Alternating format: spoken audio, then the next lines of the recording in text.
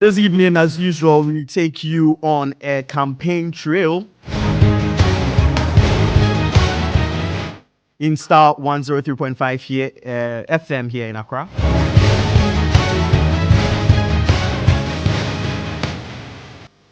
In Kumasi, we are live on Ultimate 106.9 FM. Sakra de Empire 102.7 FM. Zebs FM 92.9 in Zebila.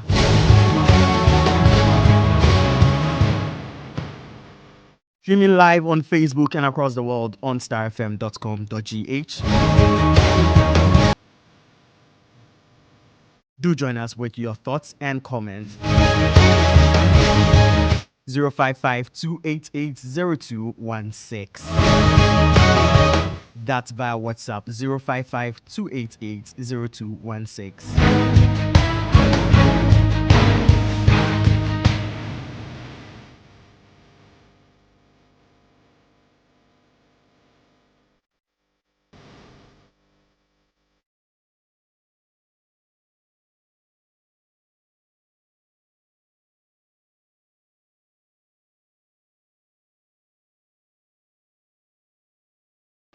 In a bit, road set with Dr. Hassan Ayariga, the founder and leader of the All People's Congress.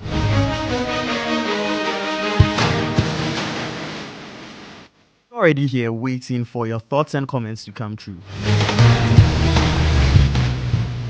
But first, we'll take some stories on your election hub.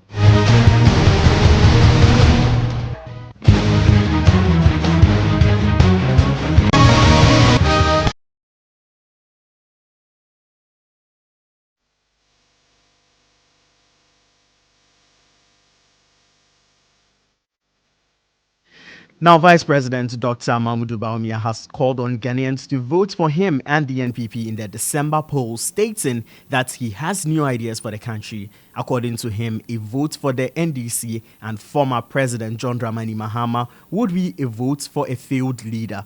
Dr. Bawumia made these remarks during a campaign tour of the Ofuase Ayariga constituency. Mini omampenyin dada na yegyina enyasa ono de obetimi aye president efie 9 pew 4 years na ekano obeye president enti mu vote mano a bye bye o obe onsan ba habiomo ombe bunkunta o. The former president has only 4 years. He won't account to you, but I am different. I will come back and account to you because I want to be president again.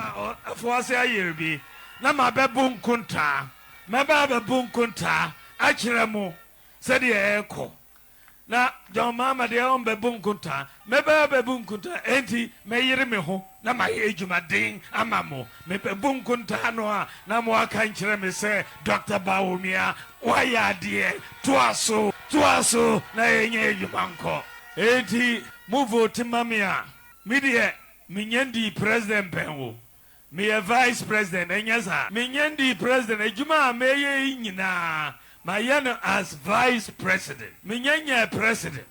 Enti muvote mamia. Mubenya brand new tier robber president.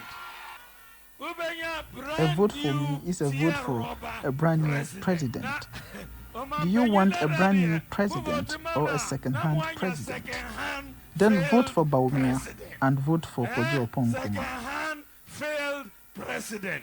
Now, brand new na mope anase second hand. Brand new anase second hand. Brand new anase second hand. Nani amope brand new dia. Mumvoti Emma Dr. Bawumia. Na mumvoti ma Kojo Oppong Nkrumah.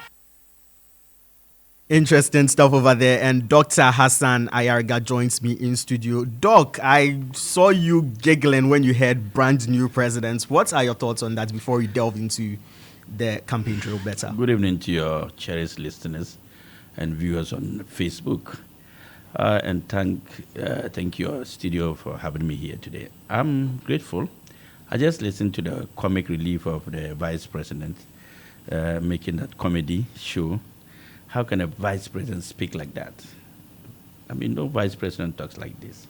A brand new what? Tier robber. Tier robber. vice president. I think the man has forgotten that he's the vice president of the Republic of Ghana.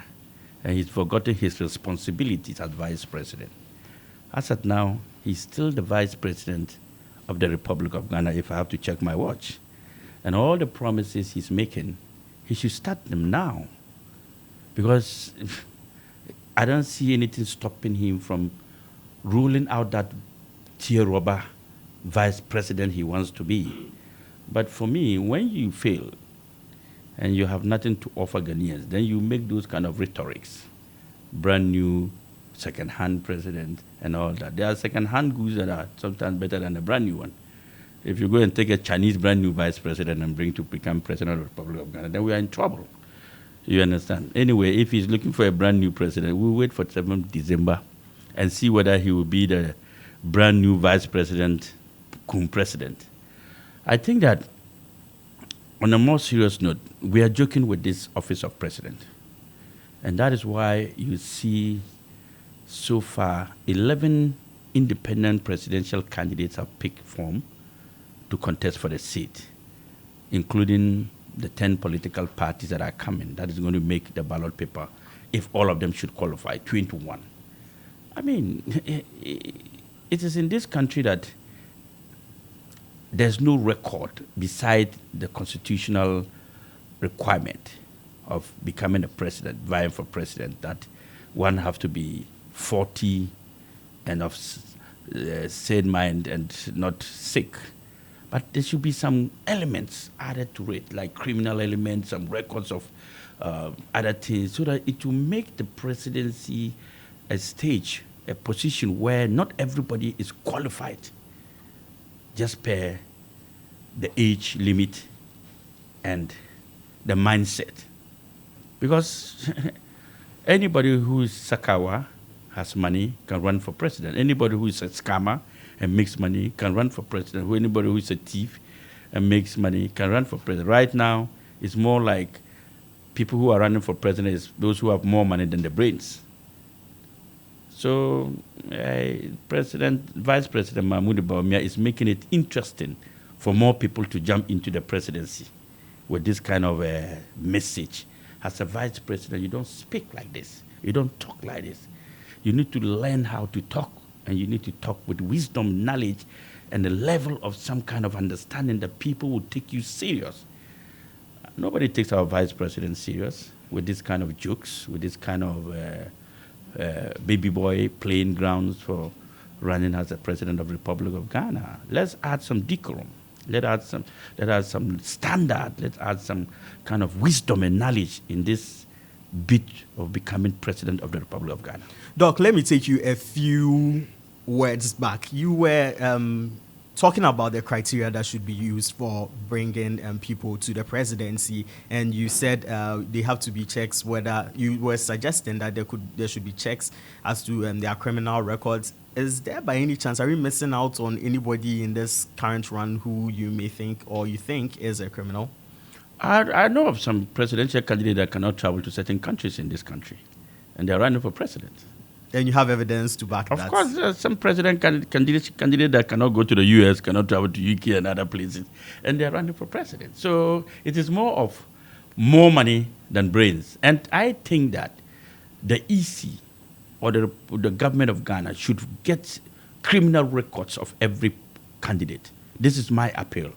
Well, since you mentioned... That we should check the records of every candidate who is going to contest. Since you mentioned you have evidence, would you mind naming? When they file, you will hear from me. Let's wait until they file.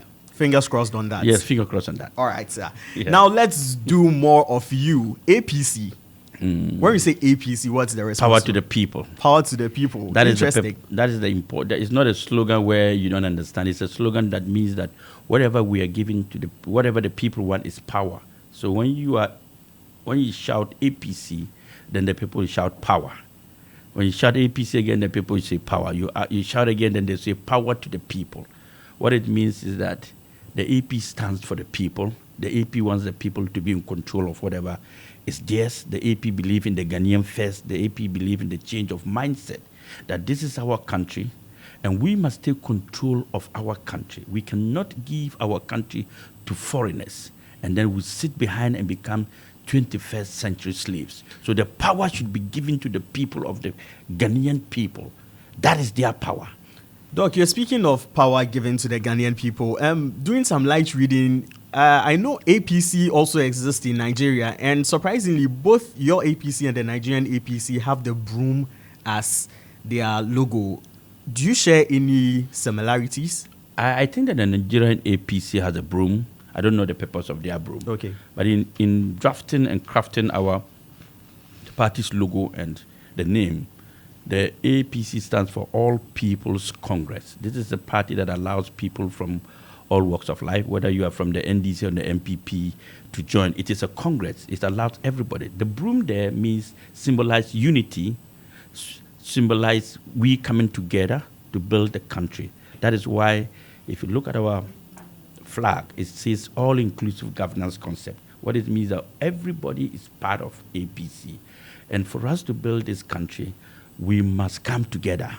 The broom, in terms of unity, in terms of sweeping corruption, in terms of making everybody, important in this country and giving everybody jobs, not because you are a member of APC or you voted for APC or you voted against APC. Our main purpose is to allow Ghanaians to serve Ghana without discrimination and without being on partisan lines or gender lines. Back in 2016, you would recall that quite a number of people made the assertion that Dr. Bawumia's charisma brought the NPP into power. And today you listened to him and you likened it to a comic relief. What happened? Back in 2016, the comments of Bawumia is catching up with him today, and he cannot answer. All the things Dr. Bawumia said in 2016, today, when he was questioned about those comments, he said he's a driver's mate. And for that matter, he's not entitled to answer those questions. And as a matter of fact, he didn't have the power to execute all the things he said or against the former president of the Republic of Ghana. Today is double, it's triple of what he was accusing the former president of. Let's take the fundamentals, for instance, of the city, the Ghana city. President Mahama, former President Mahama, has to leave office because of 4 cedis to the dollar. At 4 cedis to the dollar, Ghanaians were complaining and said that it was hardship, the cedi has depreciated. Today, Vice President Mahmoud Bawumia is running for president at 16 cedis to the dollar. I mean, if you ask me whether the fundamentals are right, I will tell you that the fundamentals always favor Bawumia when he's speaking for himself, and against other person, it doesn't favor him. So why will you run? You were debating your former president, 4 cedi to the dollar, and he said that Ghanaians were suffering. Today, 16 to the cedi to the dollar. What do you have to tell us? So these are the fundamentals. He spoke about debt stock in 2016, that the debt stock was over 102 billion Ghana cedis, or 120 billion Ghana cedis. Today, our debt stock is about 620 billion Ghana cedis. And he doesn't see anything wrong with that. He talked about hardship. I remember he picking some of my manifesto and said that nurses were suffering, Kayoyo were suffering, Ghanaians were suffering, teachers were suffering, doctors were suffering. Today it's worse. They are not even suffering. They are dying. They are running out of this country. Nurses are running out of this country today. Doctors are running out of this country. Teachers are running out of this country. Drivers are running out of this country. So it has now turned, that time they were suffering, now they are running. So you see the hypocrisy and the level of inconsistency of the vice president in terms of the challenges of the economy. I am not the one saying everybody's running out of this country. Go to the airport. You will see all the nurses in this country, they are running out of this country. You know it better than me. They've applied. Some of them have gone to Canada. Some of them are going to Ukraine. Everywhere they want to go except Ghana. They want to go anywhere except Ghana. Doc, now he's presenting a digital economy, an economy backed by digitalization. And NDC's John Dramani Mahama is also presenting a 24-hour economy. We have Alan Tremantin also bringing the Great Transformational Plan, which is more industry-based. What is Dr. Hassan Ayariga Economic bringing? lockdown. the change of mindset, a national data system, production, manufacturing, and industrial hub, a 24-hour economy, 3-shift system. These are some of the policies Hassan Ayariga bringing. Jobs and jobs, job centers nationwide, concrete routes, building new industries in our country and transforming our country into a production manufacturing instead of a dependent nation. So these are the policies. The policy first is number one. The number one policy is the mindset of the Ghanaian people. We have a mindset like that of Baumia that it doesn't help our country. This kind of mindset makes Ghanaian people don't believe in themselves. We import over $1.2 billion of rice every year, $800 million of oil, cooking oil, $750 million of tomatoes and canned tomatoes. I mean, I can go on and on. Fish and frozen items. Today is over $1 billion. That's what we eat, we consume every day. How can a country work 8 hours and sleep 16 hours and achieve economic independence? So we need to change our mindset to begin that in order for us to build this country, we must all come together as one people, begin to think differently. What is the different thinking? Believing in the Ghanaian society and the Ghanaian first. That whatever we have to do in this country, Ghanaians must come first. Look, the oil sector is in the hands of foreigners. The mining sector is taken over by foreigners. The bauxite is taken over by foreigners. The banking sector is taken over by foreigners. The, what do you call it? Lithium is taken over by any sector of this country is being managed by foreigners. Where comes the Ghanaian man? Where are we? Where do we stand? Take the roads, the big communities in Greater Accra, and see who are those living in those best communities. Airport, foreigners. Osu, for, what do you call it? Foreigners. All the best places in this country is being occupied by foreigners. Take Spintex Roads. Look at all the companies, the manufacturing companies. Go in one by one, and you will see that none is being run by a Ghanaian. The only time you see a Ghanaian is only probably he's the guy at the toiletries cleaning, or he's the sweeper, or he's the security man. In our own country, we are becoming slaves. So first of all, we must begin to have a mindset to change the way we do things and behave so that we begin to understand that this is our country. We cannot run out of this country that they are doing. If the nurses should run out of this country, when people get sick, what is going to happen? If the doctors are running, what is going to happen? The industry players are all running. The businessmen are running out of this country. We need to stay back.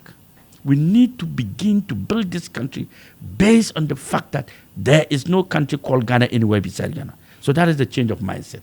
Number two. I believe everybody wants to build Ghana, but what is Dr. Hassan Ayariga? What are the processes that you are going to take in achieving all of this economic lockdown? That's what I'm explaining. I'm just explaining. So. Number two, a data system, a database. Let me not tell you that don't confuse yourself with Ghana card.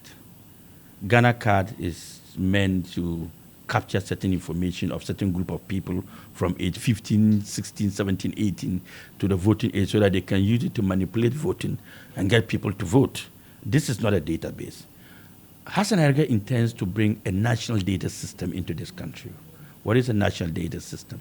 A national data system is to begin to capture data of every Ghanaian living in Ghana, right from the last born, the last child born this morning or this afternoon, his fingerprint, his facial recognition, his blood sample, his details, including whoever it is, whether a man or woman, your assets, your properties, your telephone number, your house address, your bank account, your internal revenue details, everything of yours will be captured. The number plate of your cars, whatever they are, the names of your children, the names of your wives, if you have 2, 3, the property, the land. This is data. So we need to have that data in order to plan. When we have this data, we're policing the Ghanaian people. Every Ghanaian individual's data will be under our fingertips. And then we'll have a system where every Ghanaian is captured under that system. Now it gives us the opportunity to go to the third policy, a national development plan. How do we plan? We plan using the data we have captured, the information. Somebody will ask, how are you going to get all this data? It is as simple as ABC. Within 3 months, all these young boys who have IT knowledge and everything, we're going to have in every community a small office to do the collection of the data. Synchronize it after 1 month. We have all the data of every Ghanaian in this country. Now with this data, it's going to cut down on corruption. Nobody, your bank accounts is watched, your bank accounts is monitored, every resources, your salary is known, where you work, every information, whether you're a worker, you're living on the streets or you are living in a house, every detail of that is captured. After getting this is where the work starts. But right now what we have is a banana economy. Nobody has data of anybody in this country. The police doesn't even have data of Ghanaians when there's a crime, when a crime happened anywhere.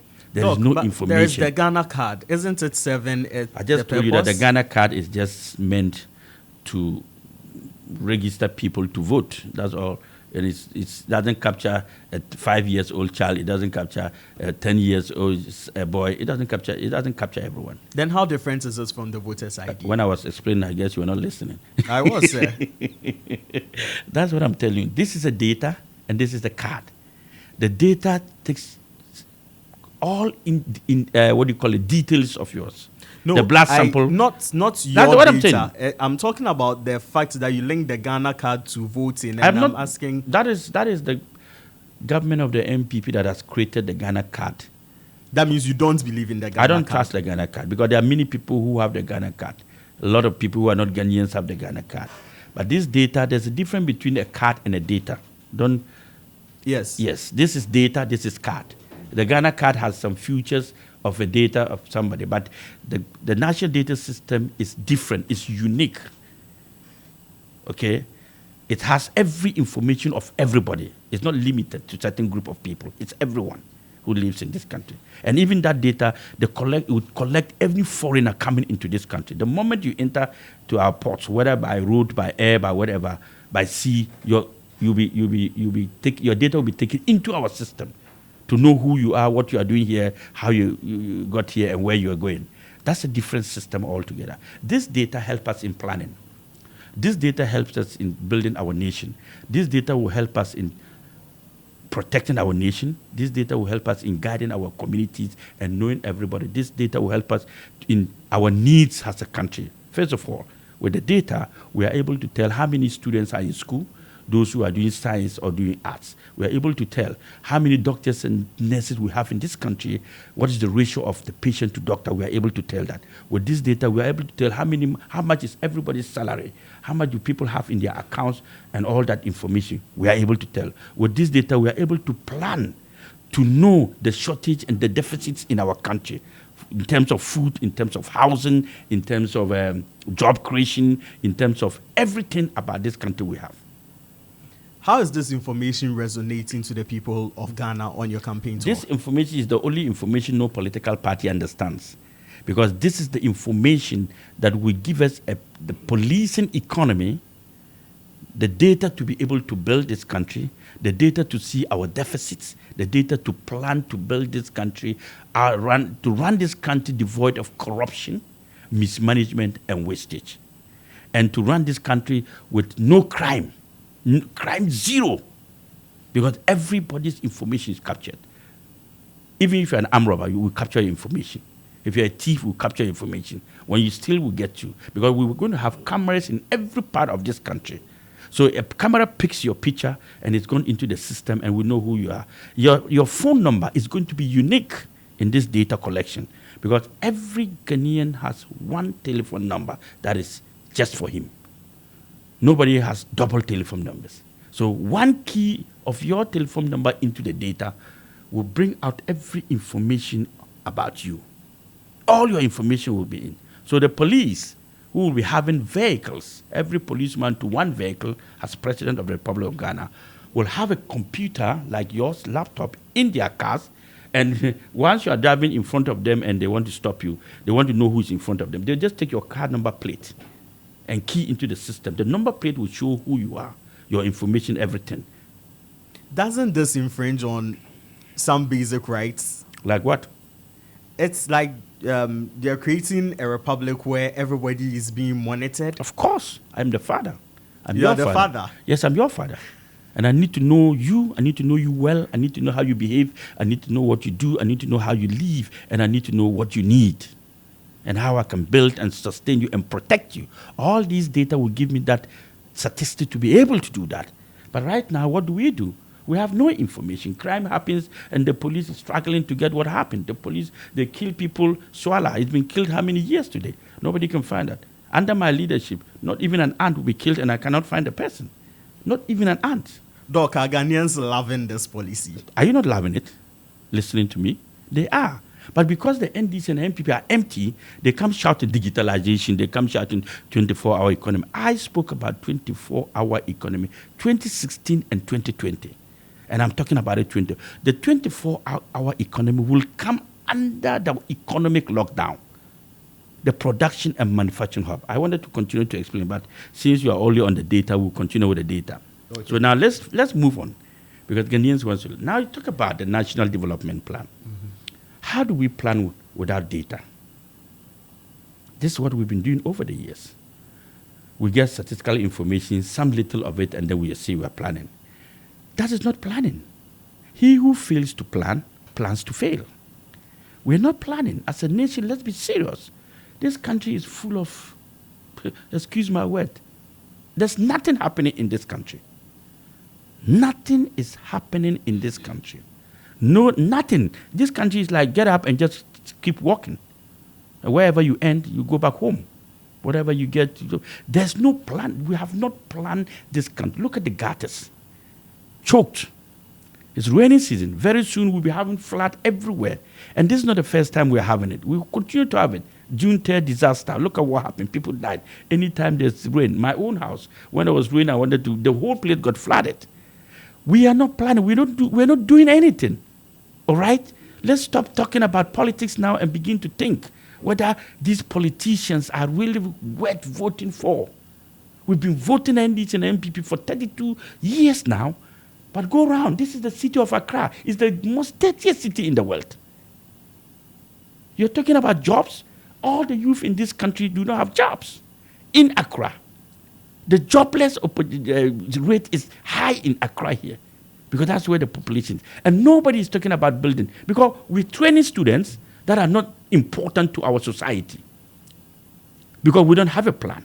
Whatever students are coming out of school, they come out of school because we want them to be graduates. You don't just train people because you want them to be graduates. You have to train them to fit into your society, to fit into the industry, to fit into the manufacturing sector, to fit into the production sector, and to fit into your economy. And the National Development Plan is going to take care of that. The data system and the National Development Plan will give us that. Because how many years are you looking at the plan? The plan? Yes. Oh, this is years. What do you mean? I want to be one-term president. I don't want to be two-term president. I'm talking about months, few weeks. Months. Yes. If you don't work, you don't see that the time is important. I'm curious, why a one-term president? When you build strong institutions, I will come there. That is part of my policy. When you build strong institutions, and those institutions are perfectly placed, you don't need to be president anymore. You've built the country. All you need is a ceremonial president who will be going around commissioning or doing things. But the country is working day, night, 24 hours round the clock. Busy at night and all the institutions. When we talk about institutions include human institution, scientific institution, political institution, jobs, and machinery. These are institutions that we are talking about. All these institutions must be put in perfect place. Once I'm able to finish building my national data system and planning, I am going to put up the strong institution that you, for instance, you're a contractor. This is how it works. You don't need to go to the Ministry of Interior, or what do you call it, Ministry of Works and Housing to get a job. You don't need to go running chasing the minister for your check to be paid. You don't need to go to the chief director for a letter to be sent to you. No, you will sit in your office. You apply for the job, you apply for the contract, they will do the bidding, and then whoever wins gets a letter at home or in the office. You start the job, The ministry comes to inspect what you are doing. As time goes on, they inspect. When your work is done, they go to inspect it. The work is done. You get letters. Your letter comes to your office. Your work has been done. Your check is there. Nobody comes chasing anybody. These are the institutions we want to work. In this country, even jobs, right now, our youth of this country must pay for jobs. Sex for jobs. Our girls and daughters have to give their bodies to get jobs. I am going to put job centers everywhere. That's one other institution. Job centers in the whole country, everywhere. A company that wants to exist or operate in Ghana, if you're looking for workers, you just need to key in your system into the job center portal. The job center portal will have the record of your company. Star FM is looking for cleaners, is looking for media guys, is looking for a doctor in the building, is looking for an engineer to look up to their things. You put it in there. Any other person who is looking for job from outside goes into the job centers portal and search to become an engineer, to look for a job for engineering department, mining department, whatever it is. He gets a job. He doesn't need to go scouting looking for job. And all this is the data-driven economy on the National Development Plan. Not digitalization. Not digitalization. Digitalization is data-driven. Data-driven. Okay. Right. But the NDPC in 2015 launched a 40-year development plan. What are your thoughts on that document? Do they align with your vision? I don't think that the NDP did a good job in terms of data collection. In terms of national development plan, they didn't do a good job in terms of data collection. You need proper data to be able to plan. What was their plan? What was their development plan? To do what? So far, that development plan they are talking about have not been implemented. When they did that development plan, my suggestion was that you don't just need to sit down and start doing a development plan without data. What information do you have about the Ghanaian economy? What information do you have about our students in school that we are training them? They are supposed to be the future workforce. How are we training them? Are we training them to fit into the society, or are we training them to become just avoidable graduates? And that is what we have. Every institution will require a particular kind of profession to do their job. So if we are training just students in the arts, in the science, and in other departments, and we don't really need them, they will be there, plenty of them, but you don't need their services because they don't fit into the industry or the society or the business you want them to do. So there are so many graduates working out there. They are not creative. We didn't train them to be creative. We did not train them to be innovative, and we did not train them to be entrepreneurs. A graduate is supposed to come out of school and create jobs, not to become dependent on the nation. Our graduates are all becoming dependent on our nation. A graduate is supposed to be an entrepreneur. A graduate is supposed to be an innovator. What do? We just train them to look for jobs. So the National Development Plan is not focusing on all these things. The National Development Plan is not focusing on our manufacturing and production hub. Then, Doc, when is your manifesto coming? So that the manifesto will be launched, first of all, on the 3rd of September, I'll be outdooring my running mate. 9th of September, I'll be filing. 20th of September, I'll be bringing out my manifesto. And that is the manifesto every Ghanaian must listen to. Before we get to the manifesto, how is Mr. Battles? Battles, I don't know, Mr. Battles. I'm not. I think he went to the US, came back. I don't know where he is. So that means we've crossed him out from the likely running mates for Dr. Ayariga. Mr. Battles was for 2016. 2020 was Frank. Frank. Yes, 2024 is an economist, a serious economist I've brought in, who is going to help, because we've drawn a plan that we're going to. And then let me tell you, 3 forces, like movements, have formed alliance with the APC. Are you listening? Yes, sir. 3 different movements and forces have formed alliance with the APC. So we are going into this election with 3 different forces. Who are these forces? I will not tell you now. What about the running mates? It's part of the forces that have joined us. We have formed alliance with 3 different forces, 3 different movements that are going to support the APC in the 2024 general elections. And one of them is going to be Adod as the running mate of the APC. Now, we've seen APC contest in the 2020 election, and we've had APC been there before. APC had been in existence before, but we saw Chiabosum and Goom come in as a third force. Now there is a Cheddar, that's Nana Kwame Bediako, coming into the system. Do they by any chance say Who is Cheddar? Nana Kwame Bediako of the new force? Okay. Who Do is you that? think they pose a threat to APCs? Who is that? Nana Kwame Bediako I don't of know the him. new force. I don't know him. You don't know him? No, I don't know. You've not seen the masked sign billboards around I've city? seen 1,000 billboards of everybody around the city. How will I be reading 1,000? Let's see how every billboard should read because it's a billboard. Do you know how many billboards are in this country? There are more than 1 million. But you know Alan Kojo Treman? Yeah, I know him. Does he pose a threat To who? to APC? Why?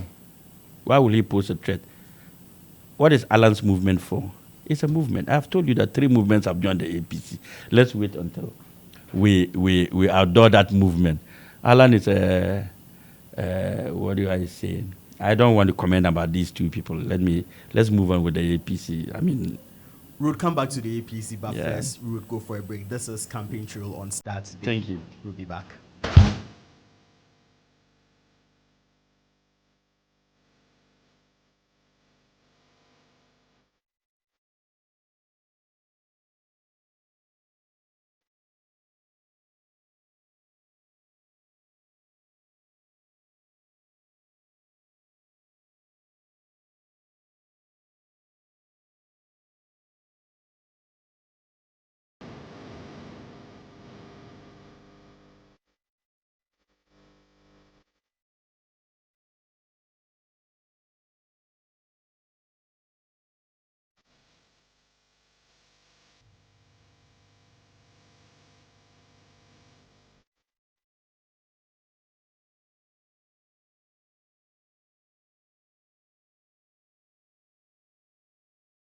This is Campaign Trail on StarrToday on Star 103.5 FM. And I have here in the studio with me Dr. Hassan Ayariga of the APC.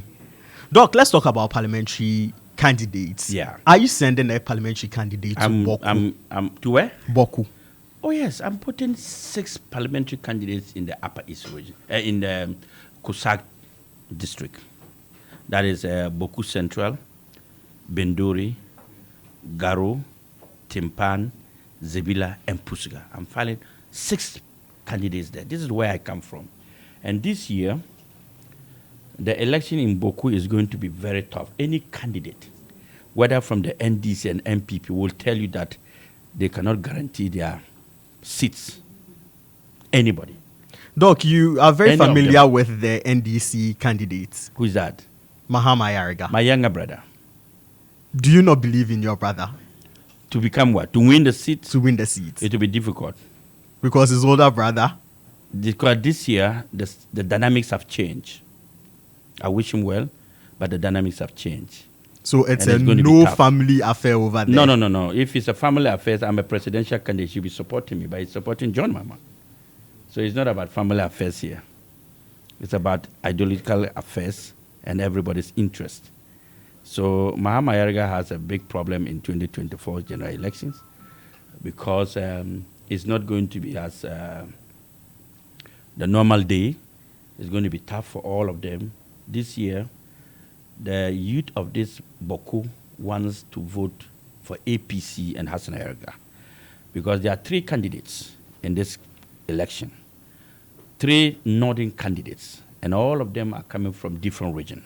First of all, Vice President Mahmoud Bawumia is a Mamprusi man and is coming from the northeast. Secondly, former President John Dramani Mahama is a Gonja and is coming from the Gonja land. Now, Hassan Ayariga is a Kusasi and is coming from the Upper East. Look at these statistics. 3 northerners who are coming from 3 northern regions. Definitely, every Mamprisi man and everybody living in the northeast will surely give Baumia 80 to 90% of their votes. Surely, definitely, anybody coming from the Gonja land who is a real Gonja man who believes in the Gonjas will give John Mahama 80 to 90%. Now, Upper East, where Hassan Ayariga is coming, who is also a Kusasi man, and all the Kusasis are also going to give the same 80 to 90% to Hassan Ayariga. So you see the dynamics I'm talking about. These dynamics are real out there. Because it will be German means schade. When the Germans mean schade, it will be schade, like it will be unfortunate, it will be bad for Mampusis and people from the Gonja land, the Mampru community to give Baumia 90%, and Gonjas give John Mahama 90%, and then Kusasis and the people from the Upper East will also not give Hassan Ayariga 90%. It will be sad if they even take 1 seat out of the 60 to give either NDC or MPP. We say there's no tribal politics, but that's not true. The fact of the matter still remains that 90% of Ashantis in the Ashanti region vote for MPP. 90% of people from the Volta region vote NDC. Let's not move away from Boku yet, because we've had... That's the Boku I'm telling you. I'm giving you the statistics. We've had incidents of security and the place not being stable when it comes to peace. It is stable now. It is stable now, but for some time... I just came from Boku, and we are praying that it becomes better. Yes, we are hoping that it would stay. And I'll be going to Boku next week. Interesting. Yes. Now, the Peace Council has brought out a pact, which the NDC is refusing to sign. Is APC going to sign the Peace Pact? You know, from 2012 general election until today, Hassan Ayariga has always been the first person to advocate for peace in this country and also advocate for free, fair election. I've signed all treaties and all agreements made or even at most cases, I even request that there should be a peace agreement between all political parties, and most importantly, the NDC and the MPP. Now, let us not forget, it is only when there is peace that we can go in for elections, and nobody can rule a burning nation. So I will advise the NDC that this is not a do or die kind of elections. We've contested all these elections since from 1992, and to show their level of tolerance and their level of maturity and their level of being one of the parties that have ruled this country, they should sign any form of peace accord, whether directly or indirectly, whether from any party or any institution. It is for them to demonstrate to the world that this election is going to be peaceful. This election will be free and fair from their end. I hear them say that the president says that he's not going to hand to, what do you call it? Oh, now, anybody. Just as you walked in, we played the soundbite of that him he's not going to hand to anybody. He's going to hand over. He's going to follow the will of Ghanaians. He said he's going to follow Yes, he's going to He follow doesn't the even law. have a choice. That's the point. That's where I was coming. The president is not above the law of the Republic of Ghana. Nobody is above the law. So when the people make their decision, you cannot subvert the will of the people. Away from the will of the people, debates. Yes, interesting. That is what I'm looking for. I want to appeal to the NDC not to run away from any debate with, what do you call him? Vice President Mahmoud Bawumia, the new comedian. I don't want anybody to run away from it. It is important for us to see him and President Mahama. Let them come. I'm waiting for them. I will be sitting right on my seat. And this debate, this is how I want it. As I'm sitting here with you, no phone, no manifesto, but I'm telling you my policy one after the other. I have 67 policies. I can mention them one after the other, non-stop. I can sit down here and talk for 10 hours. even without drinking water, just to tell you my policies.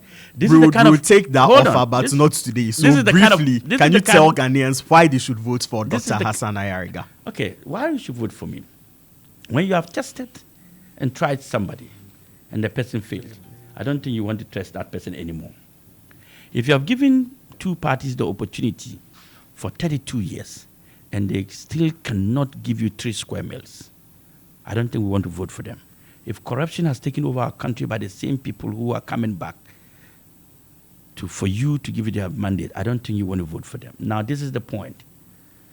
President Mahama, if he becomes president again, the hardship will continue and become difficult and worse, because currently the situation of this country does not require NDC or NPP to come back to power, because it's going to be worse.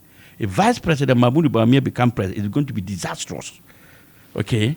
That one is people are going to die. People will run out of this country. So the both of them are not an option for Ghana. Now, this is the option. If Hassan Ayariga becomes president, number one, is going to restore hope, confidence in our society and our lifestyle. It's going to change the perception of Ghana and Ghanaians. Many businessmen and companies and stakeholders around the world are going to support Hassan Ayariga and the APC, because this is a new face. This is somebody new who is coming, and they are willing to support that person to build this country. President Mahama has been president before, and he has been in power. There's nothing new coming from there. As for Bawumia, I don't even want to talk about that one and the MPP, because they are still in power and they are still making promises. The man says he's brand new while he's in government. And let's be sincere, the Constitution even bars him from currently running as president.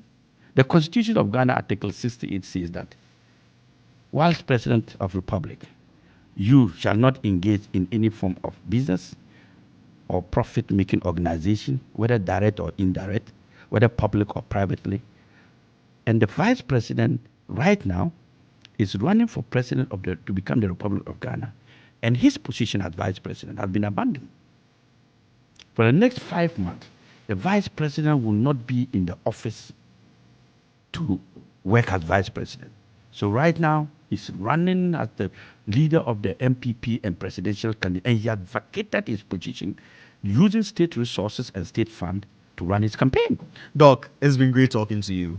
I can't even finish talking. Thank you for having me. Thank you for coming. Thank Bye. you for having me.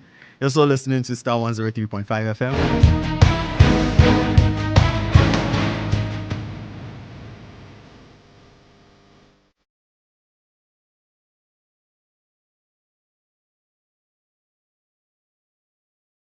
Just ended was a conversation with leader of the APC, Dr. Hassan Ayariga.